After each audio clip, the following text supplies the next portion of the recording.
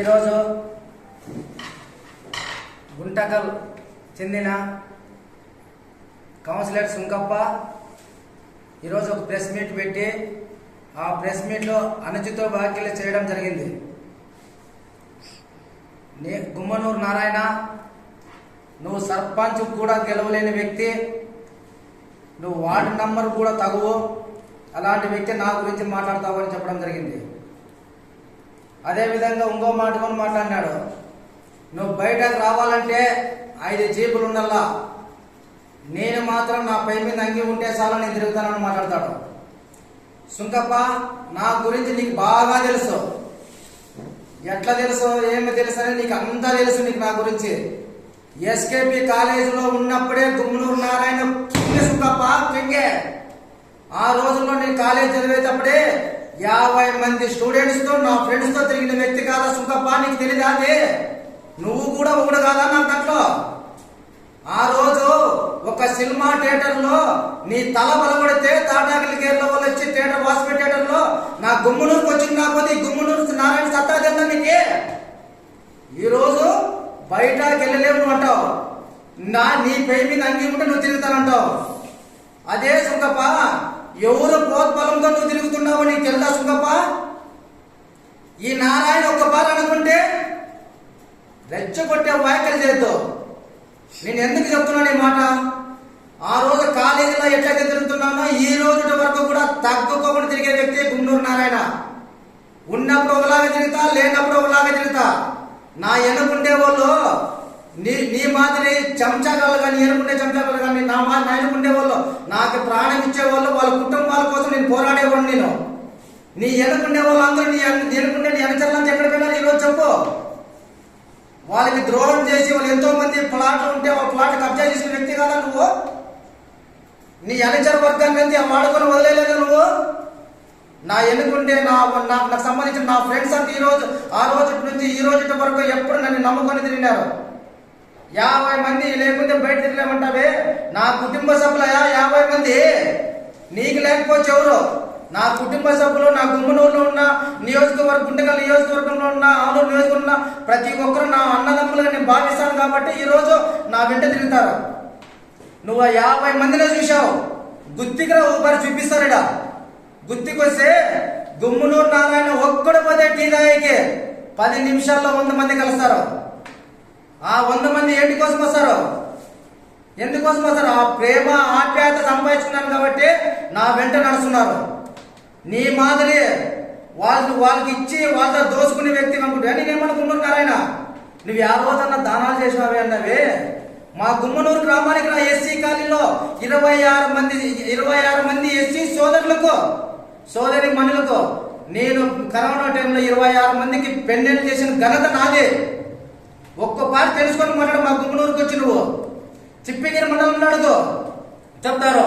అదే చిప్పిగిరిలో ఉన్న ఫాతిమా స్కూల్ గుర్తుంది ఆ సుంకప్పనికి? ఫాతిమా స్కూల్ నుంచి 16 మంది తల్లిదండ్రులు కోల్పోయిన పిల్లలు ప్రతి సంవత్సరం 50,000 ఇస్తూ వాళ్ళకి కావాల్సిన బట్టలు అయితేనేముంది, ఏమైతేనేముంది అన్ని సౌకర్యాలు చూసుకుంటున్నాను సుంకప్ప. నేను నారాయణ నీ మాదిరిగా సినీ ఫీల్డ్ లో అవకాశం ఇప్పిస్తానని చెప్పి ఒక అమ్మాయిని మోసం చేసి ఆత్మహత్య చేసుకునే విధంగా చేసింది నువ్వు కాదా సుంకప్ప? అది పేరుతో కూడా నేను కొద్ది రోజుల్లో నువ్వు నా మీద నువ్వు తిరిగి అంటున్నావే, నా ఇంటికి మిగిలేవని. ఆ పేరుతో సహా ఎప్పుడు సూసైడ్ చేసుకుంది, ఆ ఫోటోలతో సహా నువ్వు ఎవరికైతే అన్యాయం చేసినావో అన్ని కొద్ది రోజుల్లోనే నీవన్నీ ఒదిగి పీక్తాను. అప్పుడు పీక్తా, ఇప్పుడు కాదు నీ ఇంటికి పీకేదే. కొద్ది రోజులు ఓపిక పట్టు, అప్పుడు నీ ఎంటికలు ఎన్నెన్ని ఉండవో అన్ని పీకి చూపిస్తాను నీకు. నువ్వేమంటావు? ఇంకో మాట, నీ అన్న రాజీనామా చేసి నా మీద గెలమంటావు.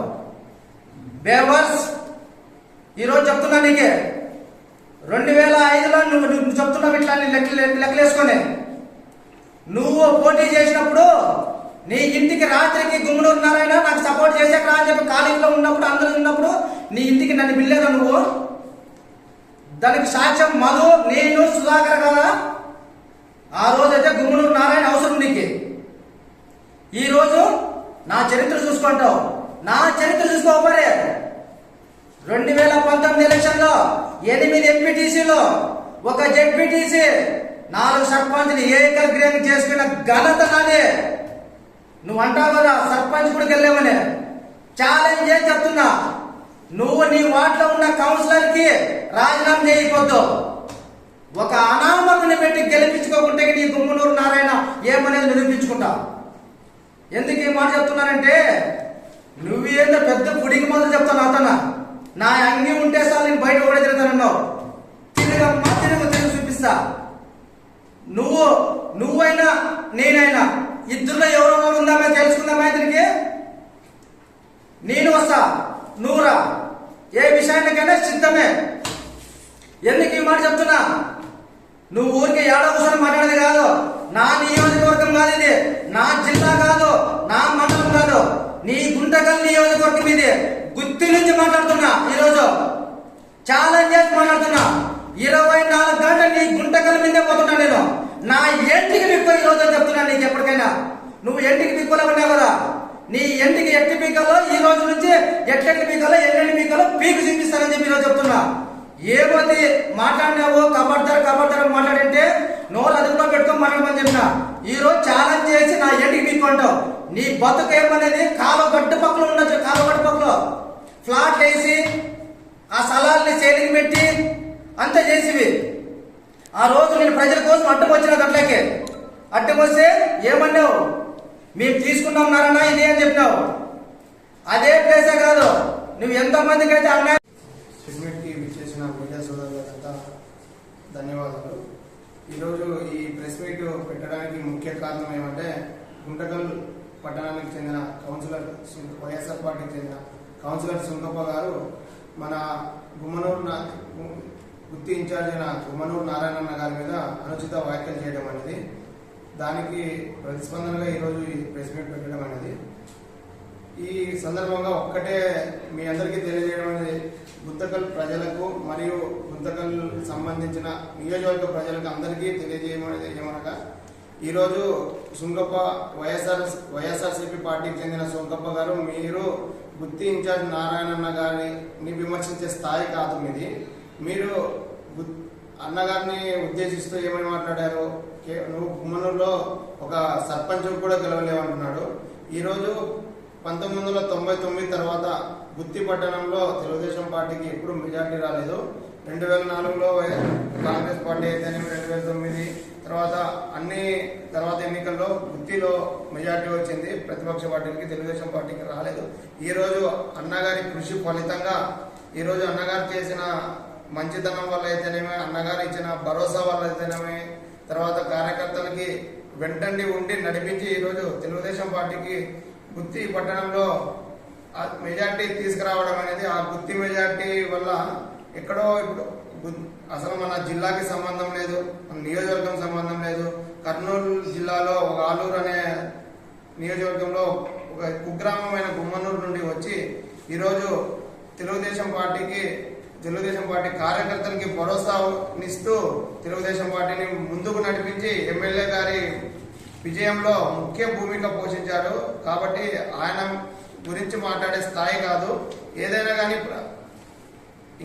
కానీ మీరు ప్రజలకి సేవ చేసి వాళ్ళ అభిమానాన్ని చూరగొని ఇంకా బాగా మేము ఇంతకంటే బాగా పనిచేస్తాము అని చెప్పి ఉద్దేశంతో మీరు ఇంకా ముందుకు పోయి చేయాలి. కానీ ఈ విధంగా చిల్లర మాటలు మాట్లాడటము ఇది మంచి పద్ధతి కాదని మీకు ఈ విధంగా తెలియజేస్తున్నాము. ఇంకొకటి, ఏ నాయకుడు కూడా ప్రజల్లో విస్తృతంగా ఏదో మేము పనిచేసాము, తర్వాత ఎన్నికల ముందు తిరగడం వేరే, ఎన్నికల తర్వాత తిరగడం అనేది తొలిసారిగా చూస్తున్నాము. ఈ చిన్న ఉదాహరణ, 20-25 ఏళ్ల నుండి చాలా మంది ఎమ్మెల్యేలు వచ్చారు, వివిధ ప్రాంతాల నుండి వచ్చారు, వివిధ హోదాల్లో పనిచేశారు. కానీ 20 రోజుల నుండి ఆసుపత్రిలో ఎట్లా ఉంది అని చూసిన నాయకులు లేదు. ఈరోజు 20 సంవత్సరాల తర్వాత ఆసుపత్రి మొత్తం చొరవ తీసుకొని క్లీన్ చేయడం అయితే చాలా సంవత్సరాల కళ. తర్వాత వీళ్ళ జలది కార్యక్రమం ఎలా చేసేవారు, కింద చేసేవారు, ఈరోజు కట్టకట్టించడం అయితే తర్వాత మనకు తాగునీటి సమస్య తీర్చాలనే ఉద్దేశంతో వడివడిగా అందరినీ పరుగులు పెట్టిస్తూ ఏమైంది సాయంత్రానికి నాకు ప్రోగ్రెస్ కావాలి, సాయంత్రానికి మీరు ఎన్ని బోర్లు రిపేర్ చేశారు. నాకు ప్రతిరోజు కావాలి అని అందరినీ నాయకులంతా మీ దాంట్లో ఏం సమస్య ఉంది, ఏమి ఎట్లా వాటర్ సరఫరా వ్యవస్థని మీరు మెరుగుపరచడానికి ఏం చర్యలు తీసుకుంటున్నారని ప్రతినిత్యం అందరినీ ఫాలో అప్ చేస్తూ దాదాపు 50 నుండి 70% సమస్య తీరిపోయింది. సో చిన్న కొద్ది కాలంలోనే దాదాపు 1 నెల కూడా కాలేదు, 1 నెల అయింది దాదాపు. ఆ నెల కాలంలోనే ఇంత పురోభివృద్ధి సాధిస్తే ఇంకా రాబోయే కాలంలో ఏ విధంగా ముందుకు తీసుకెళ్తారో మీకే ఉంది. ఏదైనా కానీ ఇలాంటి అనుచిత వ్యాఖ్యలు చేయడం వల్ల ఎవరికి ప్రయోజనం లేదు. సో మీరు ఏదైనా చేయాలనుకుంటే ప్రజల పక్షాన పోరాడి ఇంకా మేము మీకంటే ఇంకా బాగా మంచి చేయగలం అని చెప్పి నిరూపించుకోవాలి. కానీ ఇలాంటి అనుచిత వ్యాఖ్యలు చేయడం అయితే మంచి సమంజసం కాదు. ఇది సభ్య సమాజానికి చీడ పురుగు లాంటి ఇలాంటి వారు దీన్ని గమనించాల్సిందిగా కోరుచున్నాను.